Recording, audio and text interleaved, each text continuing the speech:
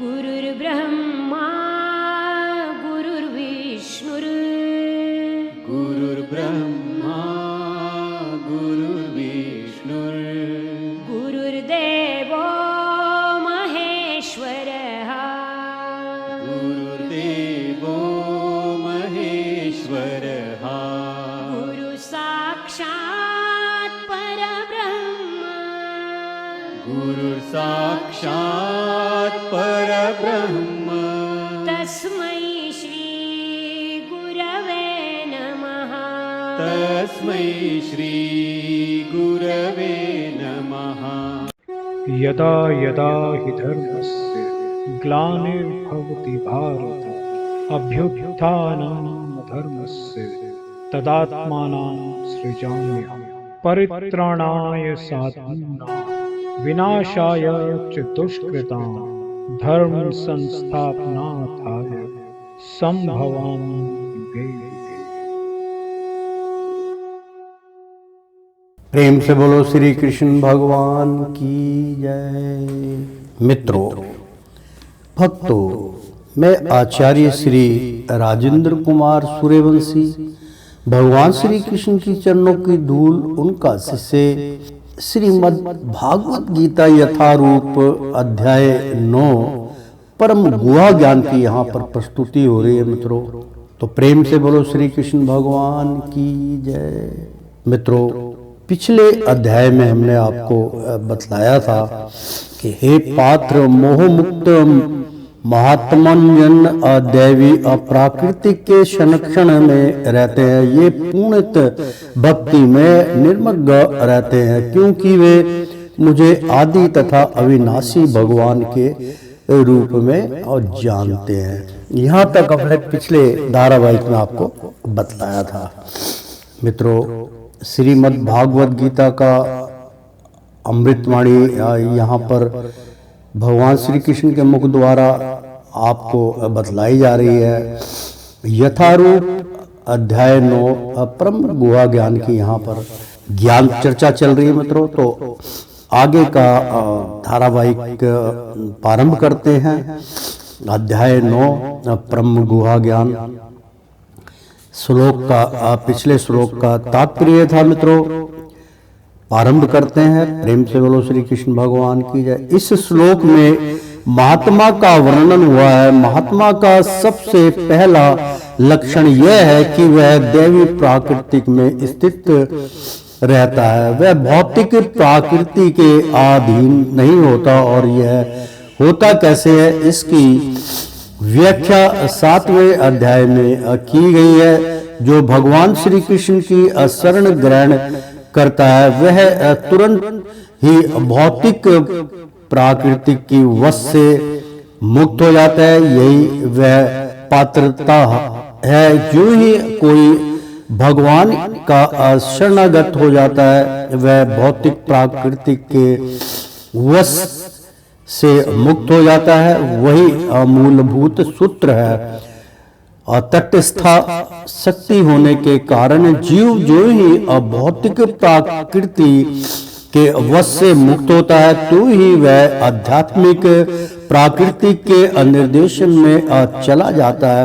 आध्यात्मिक प्राकृति का निर्देशन ही दैवी प्राकृतिक कहलाता है। इस प्रकार से जब कोई भगवान के शरणागत होता है तो उसे महात्मा पद की प्राप्ति होती है। महात्मा अपने ध्यान को कृष्ण के अतिरिक्त अन्य किसी और नहीं ले जाता, क्योंकि वह भली भांति जानता है कि कृष्ण ही आदि परम पुरुष समस्त कारणों के कारण है। इसमें तनिक भी असंदेह नहीं है। ऐसा महात्मा अन्य महात्माओं या शुद्ध भक्तों की संगति से प्राकृतिक करता है। शुद्ध भक्त तो कृष्ण के अन्य स्वरूप यथा चतुर्भुज महाविष्णु रूप से भी आकृष्ट नहीं होते। वे ना तो कृष्ण के अन्य किसी रूप से आकर्षित होते हैं, ना ही वे देवताओं या मनुष्य के किसी रूप की परवाह करते हैं। वे कृष्ण भावनामृत में केवल कृष्ण का ध्यान करते हैं, वे कृष्ण भावनामृत में नियंत्रण भगवान की अविचल सेवा में लगे रहते हैं। संतंत कीर्तियंतो महायंत्रक्षो अदृढ़ वर्तः नमस्यत्र सर मां भक्त्या नित्ययुक्तः उपासते। अर्थात मित्रों, सत्यतम निरंतर कीर्त्यंत कीर्तन करते हुए माम मेरा यतंत प्रयास करते हुए चा भी अदृढ़ वार्ता संकल्प पूर्वक नमस्यंत नमस्कार करते हुए चा तथा माम मुझको भक्ति में अनित्य मुक्ता सदैव रत रहकर उपासते पूजा करते हैं। मित्रों, अध्याय 9 परम गुहा ज्ञान चल रहा है। मित्रों, यहाँ पर थोड़ी सी कई बार ये मेरे पास कुछ टिप्पणी होती है। कुछ भक्त लोग मुझसे याचना करते हैं, वो कहते हैं कि भाई गुरुदेव बहुत सुंदर जो है ये भागवत चल रही है, तो कई बार जो है इसमें संस्कृत का जो उच्चारण है मित्रों, तो वो हम नहीं चाहते कि इसमें जो भी जो हमें प्राप्त होता है, जो इसके अंदर लेखनी है, उसमें कोई कटौती की जाए। इसलिए हम अगर हम श्लोक ना बोलें कि भाई संस्कृत ना बोल के केवल हिंदी में अनुवाद के, तो हिंदी भी इसकी बहुत टफ है मित्रों। इसका उच्चारण करे बगैर आपके समझ में कई शब्द नहीं आते, इसलिए हमें उसका उच्चारण भी करना पड़ता है। लेकिन भावार्थ कैसे निकालोगे? खाली हम तात्पर्य बतला रहे हैं तो भावार्थ किसका बतला रहे, किसका तात्पर्य बतला रहे हैं? इसलिए मित्रों, भक्तों, हमें संस्कृत का श्लोक का उच्चारण जरूर करना पड़ता है, फिर बड़े सरलता से आपको हर चीज समझाते हैं। तो मित्रों, उसका अर्थ भाव भी बतलाते हैं, इसलिए ध्यान से सुनिएगा। अब जैसे उपासते, इसका अर्थ क्या है मित्रों? उपासते का मतलब होता है पूजा करते हैं। तो अगर आपको इसका उच्चारण करके बतला देते हैं तो एक कुछ थोड़ा तो समझ में आता है कि इसका ये अर्थ है, तो उसकी तरफ आप ना ध्यान करके फिर उसका हम जब अनुवाद बताते हैं श्लोक का, तो आपको पूरा समझ में आना चाहिए। जिस प्रकार अब प्रारंभ हो चुका है मित्रों अनुवाद। ये महात्मा मेरी महिमा का नित्य कीर्तन करते हुए और दृढ़ संकल्प के साथ प्रयास करते हुए मुझे नमस्कार करते हुए भक्ति भाव से नियंत्रण मेरी पूजा करते रहते हैं। यहाँ पे महात्मा का जो उल्लेख है बहुत सुंदर है कि जो आदमी प्रेमा भक्ति में लगा होता है प्रभु की शरणागत, वो महात्मा ही कहलाता है। महात्मा का मतलब कि महाआत्मा, महात्मा यानी कि बहुत महान आत्मा जो भगवान की भक्ति करता है, भगवान को जो है उनकी महिमा को समझ लेता है, उसी को महात्मा बोलते हैं मित्रों। तो तात्पर्य अब आ गया ना वो बात कि अब अनुवाद किया, पहले संस्कृत का फिर हिंदी में अनुवाद किया, अब उसका आपको तात्पर्य बतला रहे हैं। अगर आपके समझ में आएगा हम उच्चारण करके बतलाते हैं। तो तात्पर्य सामान्य पुरुष को सब्र की मोहर लगाकर महात्मा नहीं बनाया जाता, यहाँ पर उसके लक्षणों का वर्णन किया गया है। महात्मा सदैव भगवान कृष्ण के गुणों का कीर्तन करता रहता है, उसके पास कोई दूसरा कार्य नहीं रहता। वह सदैव कृष्ण की महिमा के गायन में व्यस्त रहता है। दूसरे शब्दों में यह निर्वेशवादी नहीं होता। जब महिमा गान का प्रश्न उठे तो मनुष्य को चाहिए कि वह भगवान के पवित्र नाम, उनके अनित्य रूप, उनके अद्वितीय गुणों तथा उनकी असामान्य लीलाओं की प्रशंसा करते हुए परमेश्वर का गुणगान करें। उसे इन सारी वस्तुओं का गुणगान करना होता है। अतः महात्मा भगवान के प्रति आसक्त रहता है। जो व्यक्ति परमेश्वर के अनिराकार रूप ब्रह्म ज्योति के प्रति आसक्त होता है, उसे भागवत गीता में महात्मा नहीं कहा गया, उसे अगले श्लोक में अन्य प्रकार से पुकारा गया है। महात्मा सदैव भक्ति के विविध कार्यों में यथा विष्णु के स्वर्ण कीर्तन में व्यस्त रहता है। जैसा कि श्रीमद् भागवत में उल्लेख है, यही भक्ति स्वर्ण कीर्तन वैष्णव तथा स्मरण है। ऐसा महात्मा अनंत भगवान के 5 दिव्य रसों में से किसी एक रूप में उनका सान्निध्य प्राप्त करने के लिए दृढ़ व्रत होता है। इसे प्राप्त करने के लिए वह मानसा वाचा कर्मणा अपने सारे कार्यकलाप भगवान कृष्ण की सेवा में लगाता है। यही पूर्ण कृष्ण भावना अमृत कहलाता है। भक्ति में कुछ कार्य हैं जिन्हें दृढ़ व्रत कहा जाता है तथा प्रत्येक एकादशी को तथा भगवान के आविर्भाव दिवस जन्माष्टमी पर उपवास करना, ये सारे विधि विधान महान आचार्यों द्वारा उन लोगों के लिए बनाए गए हैं जो दिव्य लोक में भगवान का सानिध्य प्राप्त करने के इच्छुक हैं। महात्मा जन इन विधि विधानों का दृढ़ता से पालन करते हैं, फलत उनके लिए वंचित फल की प्राप्ति निश्चित रहती है। जैसा कि इसी अध्याय के द्वितीय श्लोक में कहा गया है, यह भक्ति सरल तो है ही, इसे अमूर्ख पूर्वक किया जा सकता है, माने कि इसे असुख पूर्वक किया जा सकता है, सबके लिए है। इसके लिए कठिन तपस्या करने की आवश्यकता नहीं पड़ती। मनुष्य सक्षम गुरु के निर्देशन में इस जीवन को गृहस्थ सन्यासी या ब्रह्मचारी रहते हुए भक्ति में बिता सकता है। संसार में किसी भी अवस्था में कहीं भी भगवान की भक्ति करके वास्तव में महात्मा बन सकता है। ज्ञान यागेन अचप्यनने यजंतो मामु अपाश्यते एकतवेन पृथकत्वेन बहुधा विश्वः तो मुखम। अर्थात मित्रों, अज्ञान यज्ञेन यानी कि ज्ञान के अनुशीलन द्वारा चा भी अपि निश्चय ही अन्य अर्थात अन्य यजंत यज्ञ करते हुए माम मुझको उपास्यते पूछता है। एकतवेन एकांत भाव से, पृथकत्वेन दैत्य भाव से, बद्वा अनेक प्रकार से, विश्वत मुखम विश्व रूप में अनुवाद।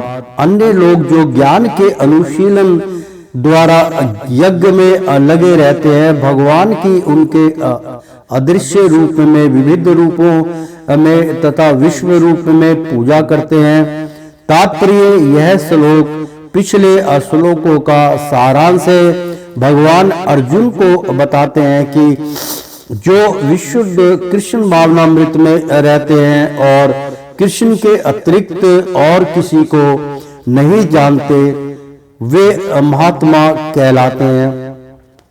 तो भी कुछ लोग ऐसे भी होते हैं जो वास्तव में महात्मा पद को प्राप्त नहीं होते, किंतु वे भी विभिन्न प्रकारों से कृष्ण की पूजा करते हैं।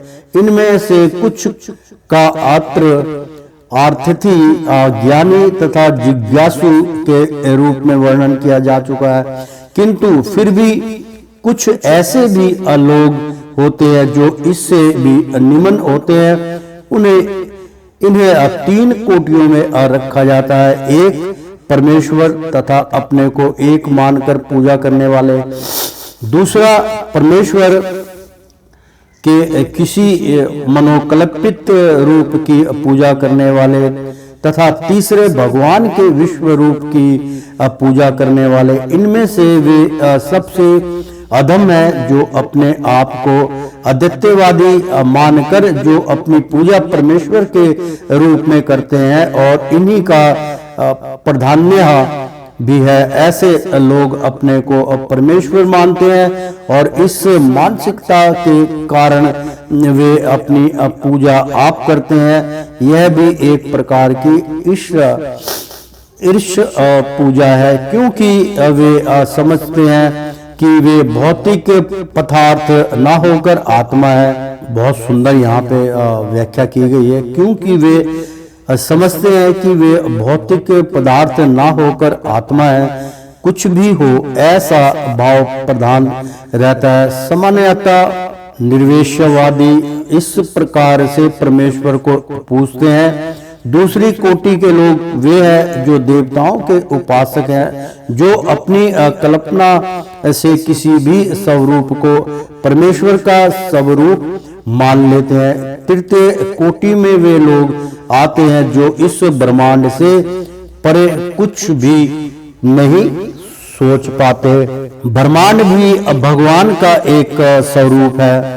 अहाँ क्रतुनः यज्ञः शवादाहम हममोद अशधम अमोषधम मंत्रोहोष्याहम हमें वाज्यः महामन निग्रह हूतम। अहम और मैं अकृतु हो वैदिक अनुष्ठान कर्म कांड। अहम मैं यज्ञ स्मृति यज्ञ सवधा तर्पण। अहम मैं औषधम जड़ी बूटी मंत्र दिव्य दमनी। अहम मैं एवं निश्चय ही आज्यम गृत। अहम मैं अग्नि। अहम मैं हूतम आहुति देने वाला। मित्रों, प्रेम से बोलो श्री कृष्ण भगवान की जय। उत्तम आहुति भेंट। अनुवाद: किंतु मैं ही कर्म कांड में ही यज्ञ पितरों को दिए जाने वाला तर्पण औषधि दिव्य दमनी मंत्र घी अग्नि तथा आहुति हूँ। तात्पर्य: ज्योतिषोम नामक वैदिक यज्ञ भी कृष्ण है। स्मृति में वर्णित महायज्ञ भी वही है। पितृलोक को अपित तर्पण या पितृलोक को प्रसन्न करने के लिए किया गया यज्ञ, जिसे घृत रूप में इस प्रकार की औषधि माना जाता है, वह भी कृष्ण ही है। इस संबंध में जिन मंत्रों का उच्चारण किया जाता है वे श्री कृष्ण है। यज्ञों में आहुति के लिए प्रयुक्त होने वाली दुग्ध से बनी अनेक वस्तुएं भी कृष्ण है। अग्नि भी कृष्ण है, क्योंकि यह अग्नि 5 तत्वों में से एक है, अतः वह कृष्ण की बिना शक्ति कही जाती है। दूसरे शब्दों में वेदों के कर्म कांड भाग में प्रतिपादित वैदिक यज्ञ भी पूर्ण रूप से कृष्ण है। अथवा यह कह सकते हैं कि जो लोग कृष्ण की भक्ति में लगे हुए हैं उनके लिए यह समझना चाहिए कि उन्होंने सारे वेद विहित यज्ञ संपन्न कर लिए हैं। प्रेम से बोलो श्री कृष्ण भगवान की जय। पितामहस्यः जगतोः माता धाता पितामह वेदः पवित्रमोंकारः ऋषिकाशं यजुरेव चाह। पिता अहम मैं अश्य इस जगत ब्रह्मांड का, माता धाता आश्रय दाता पितामह बाबा, वेदम जानने योग्य पवित्रम शुद्ध करने वाला ओंकार, ओम अक्षर, श्रृंख ऋषिवेद, शाम वेद, यजुवेद एवं निश्चय ही चा तथा। अनुवाद: मैं इस ब्रह्मांड का पिता माता आश्रय तथा पितामह हूँ। मैं जेह मैं गे और जानने योग्य शुद्ध करता तथा हूँ ओंकार हूँ। मैं ऋषि वेद सामवेद तथा यजु अवेद भी हूँ। तात्पर्य: सारे चराचर दृश्य जगत की अभिव्यक्ति कृष्ण की शक्ति के विभिन्न कार्यकलापों से होती है। इस भौतिक जगत में हम विभिन्न जीवों के साथ तरह तरह के समन्वय स्थापित करते हैं, जो कृष्ण की शक्ति के अतिरिक्त अन्य कुछ नहीं है। प्रकृति की सृष्टि में उनमें से कुछ जो हमारे माता पिता के रूप में उत्पन्न होते हैं वे कृष्ण के अंश ही हैं। इस श्लोक में आए धाता शब्द का अर्थ सृष्टा है। हमारे माता पिता न केवल कृष्ण के अंश रूप हैं, आपूति इनके भी सृष्टा दादी तथा दादा भी कृष्ण है। वस्तुत प्रत्येक जीव कृष्ण का अंश होने के कारण कृष्ण है, अतः सारे वेदों के लक्ष्य कृष्ण ही है। हम वेदों से जो भी जानना चाहते हैं वह कृष्ण को जानने की दिशा में होता है। जिस विषय में हमारी स्वाभाविक स्थिति शुद्ध होती है वह कृष्ण है। इसी प्रकार जो जीव वैदिक नियमों को जानने के लिए जिज्ञासु रहता है वह भी कृष्ण का अंश अतः कृष्ण भी है। समस्त वैदिक मंत्रों में ओम शब्द जिसे प्रणव कहा जाता है एक दिव्य उच्चार ध्वनि है और कृष्ण भी कहलाती हूँ। चूंकि चारों वेदों ऋषि वेद, यजुर्वेद, सामवेद तथा अथर्ववेद में प्रवण या ओंकार प्रधान है, अतः इसे कृष्ण समझना चाहिए। गति भर्ता प्रभु साक्षी निवास शरण सुहतो अप्रभव प्रलय स्थानन निधानन विजयमन व्यायम। अर्थात मित्रों, गति, लक्ष्य, भर्ता, पालक, प्रभु भगवान, साक्षी गवाह, निवास धाम, शरणम शरण, सुहत्तः धनिष्ठ मित्र, प्रभव सृष्टि, प्रलय संहार, स्थानम भूमि स्थिति, विधानम आश्चर्य विश्राम स्थल, विजनम बीज कारण, अवयम अविनाशी।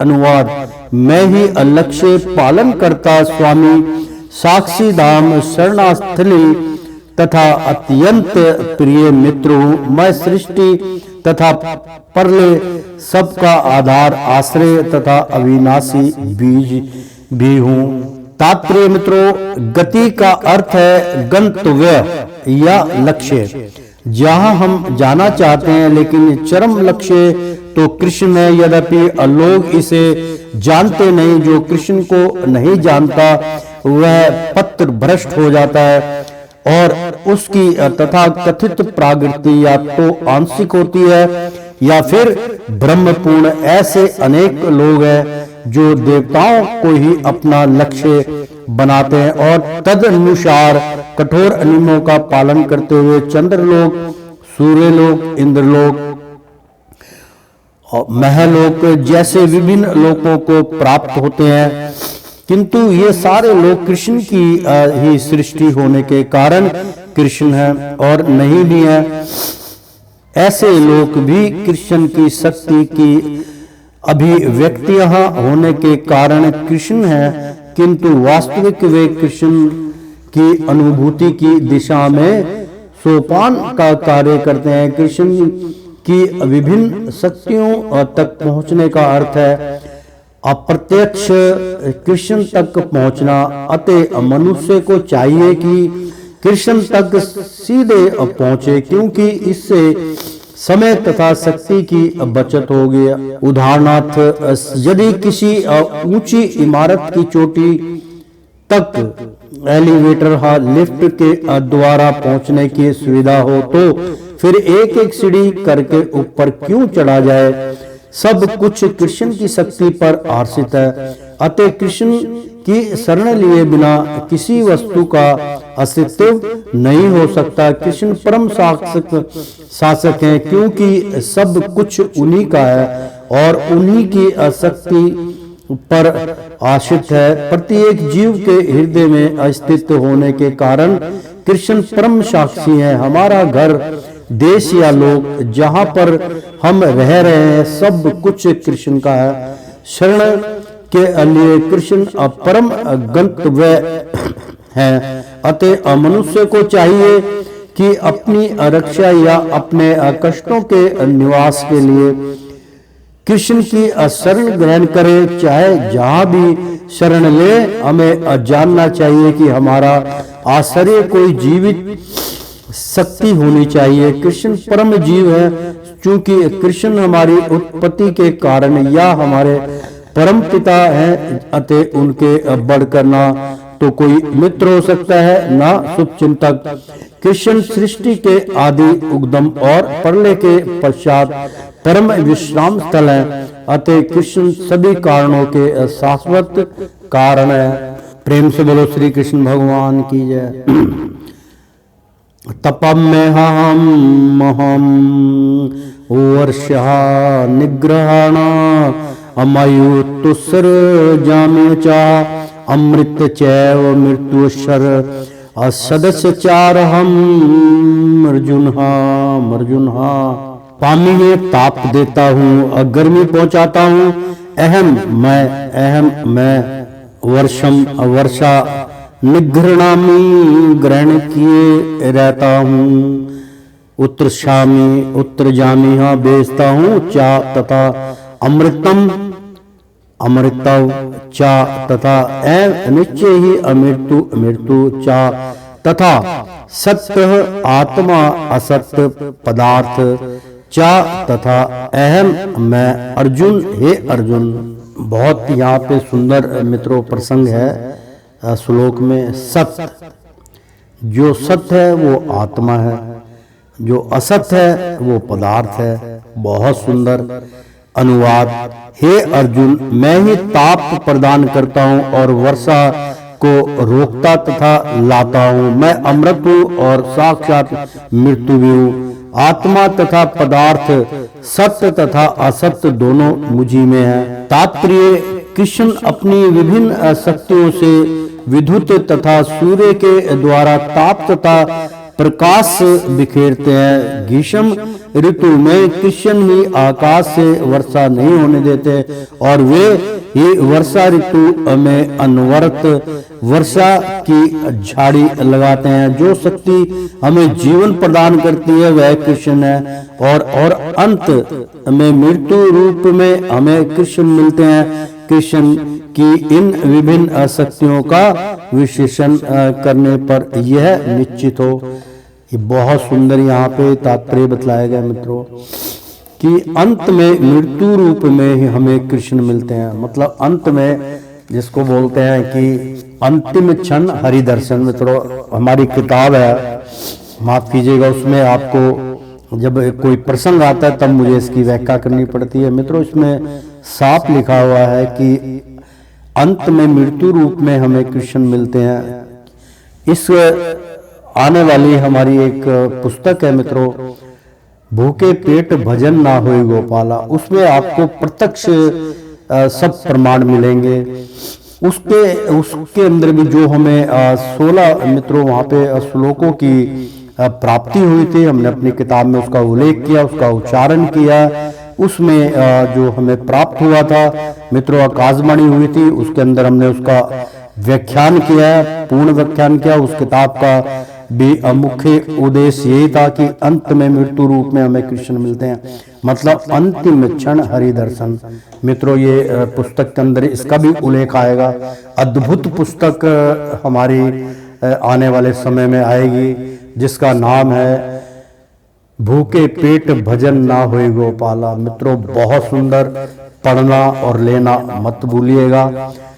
तो आगे का विश्लेषण करने पर यह निश्चित हो जाता है कि कृष्ण के लिए पदार्थ तथा आत्मा में कोई अंतर नहीं है, अथवा दूसरे शब्दों में वे पदार्थ तथा आत्मा दोनों है। अतः कृष्ण भावनामृत की उच्च अवस्था में ऐसे भेद नहीं माना जाता। मनुष्य हर वस्तु में कृष्ण के ही दर्शन करता है, चूंकि कृष्ण पदार्थ तथा आत्मा दोनों है। अतः समस्त जगतों से युक्त यह विराट विश्व रूप भी कृष्ण है। वृंदावन में 2 भुजा वाले बंसी वादन करते श्याम सुंदर रूप में उनकी लीलाएं उनके भगवान रूप की होती है। त्रैविधा मां सोमपः पूत पापः यज्ञहारिष्टता स्वर्गंत्री पदार्थन्ते ते अपुष्यमाशदः असुरेन्द्रलोकाः मश्यन्ति दिव्यनन्दिवी देवभोगानः। त्रैविधा 3 वेदों के ज्ञाता मां में मुझको सोमपा सोम रसपान करने वाले, पूत्य पवित्र, पापा पाप का, यज्ञ यज्ञों के साथ, इष्ट पूजा करके स्व गति स्वर्ग की प्राप्ति के लिए प्रार्थयन्ते हैं प्रार्थना करते हैं, ते वे पुण्यम पवित्र आसाद प्राप्त करके सुर इंद्र के लोकम लोक को अश्यंती भोग करते हैं। दिव्यान दैवी दिव्य स्वर्ग में भोगान देवताओं के आनंद को।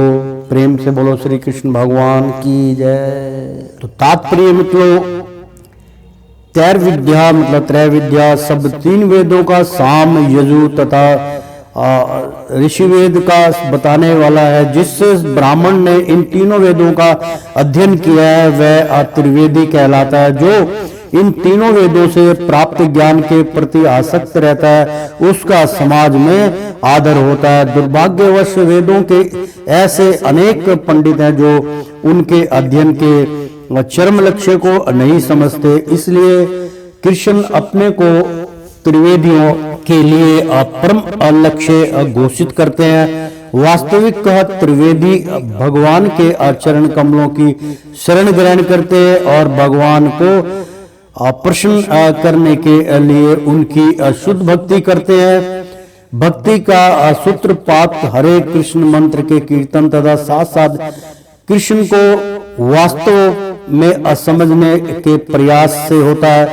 दुर्भाग्यवश से जो लोग वेदों के नाम मात्र के छात्र हैं वे इंद्र तथा चंद्र जैसे विभिन्न देवों को आहुति प्रदान करने में रुचि लेते हैं। ऐसे प्रयत्न से विभिन्न देवों के उपासक निश्चित रूप से प्रकृति के निम्न गुणों के कलमश से शुद्ध हो जाते हैं। फलस्वरूप वे उच्चतर लोकों तथा यथा मह लोक, जनो लोक, तपो लोक आदि को प्राप्त होते हैं।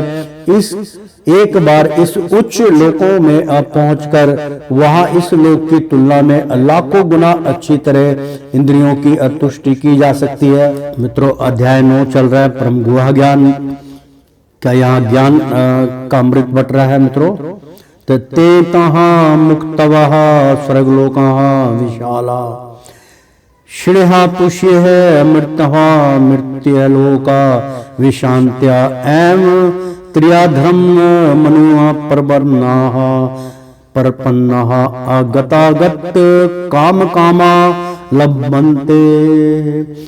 ते वे तम उसको भुक्तवः भोग करके स्वर्ग लोकम स्वर्ग को विशालम विस्तर क्षिणे समाप्त हो जाने पर पुण्य कर्मों के फल मृत्यु लोकम मृत्यु लोक में विशंति ही नीचे गिरते हैं। एवं इस प्रकार तीनों वेदों के धर्मम सिद्धांतों के अनुपरमम न पालन करने वाले गते आगतम मृत्यु तथा जन्म को काम कामा इंद्रिय सुख चाहने वाले लभन्ते प्राप्त करते हैं। अनुवाद इस प्रकार जब वे उपासक विस्तृत असरागिक इंद्रियों सुख को भोग लेते हैं और उनके पुण्य कर्मों के फल क्षीण हो जाते हैं तो वे इस मृत्यु लोक में पुण्य लौट आते हैं। इस प्रकार जो तीनों वेदों के सिद्धांतों में दृढ़ रहकर इंद्रिय सुख की गवेषणा करते हैं उन्हें जन्म मृत्यु का चक्र ही मिल पाता है। प्रेम से बोलो श्री कृष्ण भगवान की जय। तात्पर्य जो स्वर्ग लोग प्राप्त करता है उसे दीर्घ जीवन तथा विश्व सुख की श्रेष्ठ सुविधाएं प्राप्त होती हैं, तो भी उसे वहां सदा नहीं रहने दिया जाता। पुण्य कर्मों के फलों के क्षीण होने पर उसे पुण्य इस पृथ्वी पर भेज दिया जाता है, जैसा कि वेदांत सूत्र में इंगित किया गया है।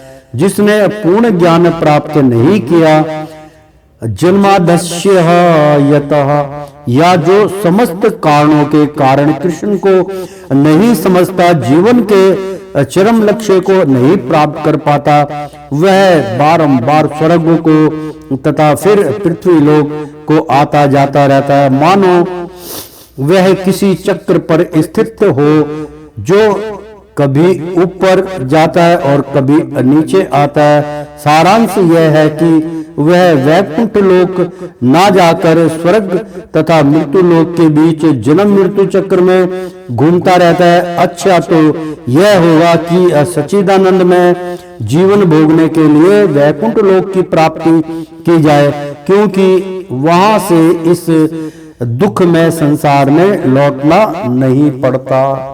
अन्याः शीर्षन्ते अन्तः माये जानः पर्युपश्यते, अत्रेषः नृत्याभियुक्तानाः योगश्रेमः वहाम्यहम्। अन्य ना, जिसका कोई अन्य लक्ष्य ना हो, अन्य भाव से चिंतन करते हुए माम मुझको, ये जो जाना व्यक्ति अपर्योपस्थ है, ठीक से पूछते हैं, तो शाम उन नित्य सदा अभियुक्ता नाम भक्ति में अलीन मनुष्य का योग आवश्यकताएं क्षेक्षम सुरक्षा आश्चर्य वहामी वहन करता हूँ। अहम मैं अनुवाद। किंतु जो लोग अन्य अभाव से मेरे दिव्य स्वरूप का ध्यान करते हुए निरंतर मेरी पूजा करते हैं, उनकी जो अवस्थाएं होती हैं उन्हें मैं पूरा करता हूं और जो कुछ उनके पास है उसकी रक्षा करता हूं। मतलब यहाँ पे आपका भ्रम निकल गया होगा। बहुत अच्छा श्लोक यहाँ पे आया और उसका अनुवाद करके बतला रहे हैं कि कई लोग कहते हैं भी हम तो असहाय हैं, भगवान कभी हमारी सुनते नहीं है, इसलिए उसका भ्रम मिटाने के लिए भगवान श्री कृष्ण कहते हैं कि क्योंकि हमारे में कमी है मित्रों, अनुवाद करके बतला रहे हैं। किंतु जो लोग अनन्य भाव से मेरे दिव्य स्वरूप का ध्यान करते हुए निरंतर मेरी पूजा करते हैं, यानी कि सब जितने भी जिस प्रकार से भी आप पूजा करते हैं, चाहे वृक्ष देखते हैं, कुछ भी, सब में भगवान श्री कृष्ण की छवि पाते हैं, उनका ध्यान करते हैं। वहाँ इन बातों की यहाँ पे व्याख्या हो रही है। उनकी जो आवश्यकताएं होती हैं, मतलब जो भी उनकी आवश्यक चीजें आवश्यकताएं होती हैं, उन्हें मैं पूरा करता हूँ। भगवान उसको स्वयं पूरा करते हैं और जो कुछ उनके पास है उनकी रक्षा भी करते हैं। तात्पर्य, जो एक क्षण भी कृष्ण भावना मृत्यु के बिना नहीं रह सकता, वह 24 घंटे कृष्ण का चिंतन करता है और स्वर्ण कीर्तन स्मरण पाद सेवन वंदन आचरण दास्या संख्या भाव तथा आत्म निवेदन के द्वारा भगवान के चरण कमलों की सेवा में रत रहता है। ऐसे कार्य शुभ होते हैं और आध्यात्मिक शक्ति से पूर्ण होते हैं, जिससे भक्त को आत्म साक्षात्कार होता है और उसकी यही एकमात्र कामना रहती है कि यह भगवान का सान्निध्य प्राप्त करे। ऐसा भक्त निश्चित रूप से बिना किसी कठिनाई के भगवान के पास पहुंचता है। यह योग कहलाता है। ऐसा भक्त भगवान कृपा से इस संसार में पुण्य नहीं आता। क्षेम का अर्थ है भगवान द्वारा कृपया में संरक्षण। भगवान योग द्वारा पूर्णतया कृष्ण भावना भवित होने में सहायक बनते हैं और जब भक्त पूर्ण कृष्ण भावना भवित हो जाता है तो भगवान उसे दुखमय वृद्ध जीवन में फिर से गिरने से उनकी रक्षा करते हैं।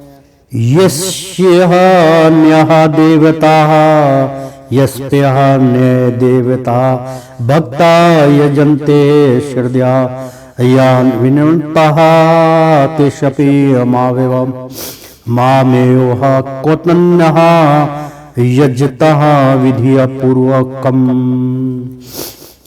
ये जो अपि अभी अन्य दूसरे देवताओं को भक्ता भगतगण यजन्तेहा पूजते हैं श्रद्धया अविनतः श्रद्धा पूर्वक ते वे अपि भी अमाम मुझको एवं केवल कोतन्य हे कुंती पुत्र यजन्ते पूजा करते हैं आविधिया पूर्वकम त्रुटिपूर्ण ढंग से। अनुवाद। हे कुंती पुत्र, जो लोग अन्य देवताओं के भक्त हैं और उनकी श्रद्धा पूर्वक पूजा करते हैं, वास्तव में वे भी मेरी ही पूजा करते हैं, किंतु वे यह त्रुटिपूर्ण ढंग से करते हैं। तात्पर्य श्री कृष्ण का कथन है, जो लोग अन्य देवताओं की पूजा में लगे होते हैं वे अधिक बुद्धिमान नहीं होते, यद्यपि ऐसी पूजा अप्रत्यक्ष मेरी ही पूजा है। उदाहरणतः जब कोई मनुष्य वृक्ष की जड़ों में पानी ना डालकर उसकी पत्तियों तथा टहनियों में डालता है, तो वह ऐसा इसलिए करता है क्योंकि उसे पर्याप्त ज्ञान नहीं होता या वह नियमों का ठीक से पालन नहीं करता। इसी प्रकार शरीर के विभिन्न अंगों की सेवा करने का अर्थ है आमाशय में भोजन की पूर्ति करना। इसी तरह विभिन्न देवता भगवान की सरकार के विभिन्न अधिकारी तथा निर्देशक हैं। मनुष्य को अधिकारियों या निर्देशकों द्वारा नहीं, आपूर्ति सरकार द्वारा निर्मित नियमों का पालन करना होता है। इसी प्रकार हर एक को परमेश्वर की ही पूजा करनी होती है। इससे भगवान के सारे अधिकारी तथा निर्देशक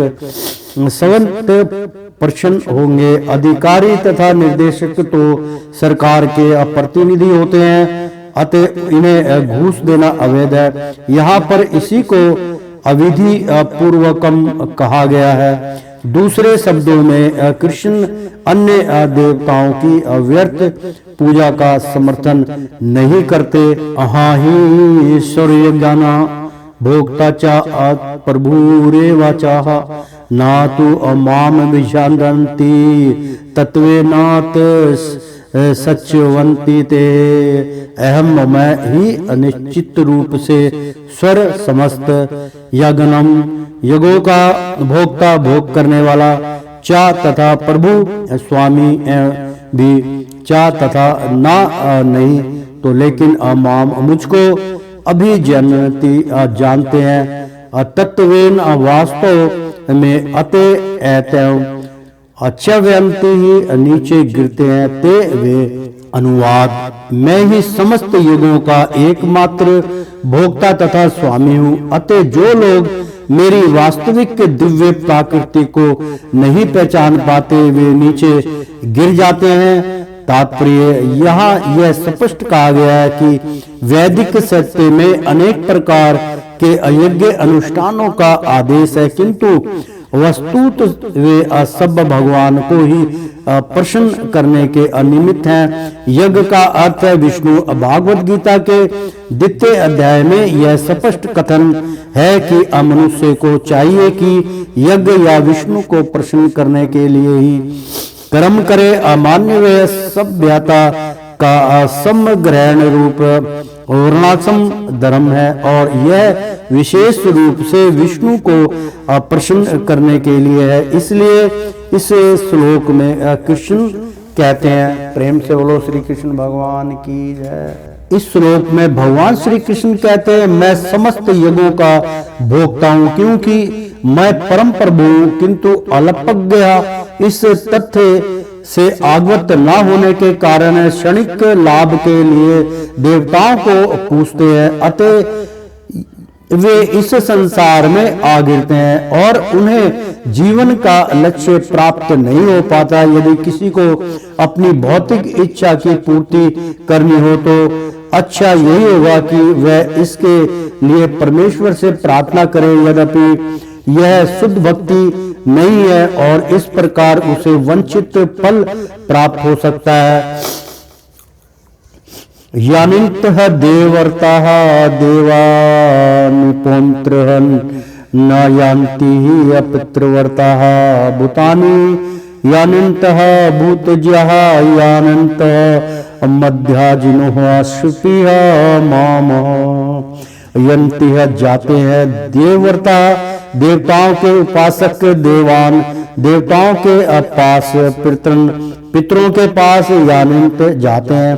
पितृवर्ता पितरों के उपासक भूतानी भूतों प्रेतों के पास यानिंत जाते हैं। भूत इज्या भूतों प्रेतों के उपासक यानिंत जाते हैं। मत हैं मेरे याजिन भक्तगण अपि लेकिन माम मेरे पास।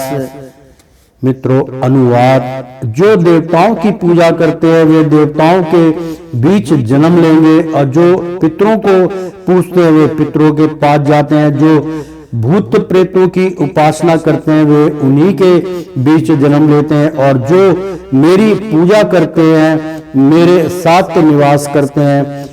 तात्पर्य, यदि कोई चंद्रमा सूर्य या अन्य लोक को जाना चाहता है तो वह अपने गंतव्य को असंतुष्ट विशिष्ट वैदिक नियमों का पालन करके प्राप्त कर सकता है। इनका विशुद्ध वर्णन वेदों के कर्मकांड अंश दर्शनों पौर्णवासी में हुआ है, जिसमें विभिन्न लोकों में स्थित देवताओं के लिए विशिष्ट पूजा का विधान है। इसी प्रकार विशिष्ट यज्ञ करके पितृलोक प्राप्त किए जा सकते हैं। इसी प्रकार मनुष्य भूत प्रेत लोकों में जाकर यक्ष रक्ष या पिशाच बन सकता है। पिशाच पूजा को काला जादू कहते हैं। अनेक लोग इस काले जादू का अभ्यास करते हैं और सोचते हैं कि यह अध्यात्म है, किंतु ऐसे कार्यकलाप नितांत भौतिकतावादी हैं। इसी तरह शुद्ध भक्त केवल भगवान की पूजा करके निस्संदेह वैकुंठ लोक तथा कृष्ण लोक की प्राप्ति करता है। इस श्लोक के माध्यम से यह समझना सुगम है कि जब देवताओं की पूजा करके कोई स्वर्ग प्राप्त कर सकता है तो फिर शुद्ध भक्त कृष्ण या विष्णु लोक क्यों नहीं प्राप्त कर सकता।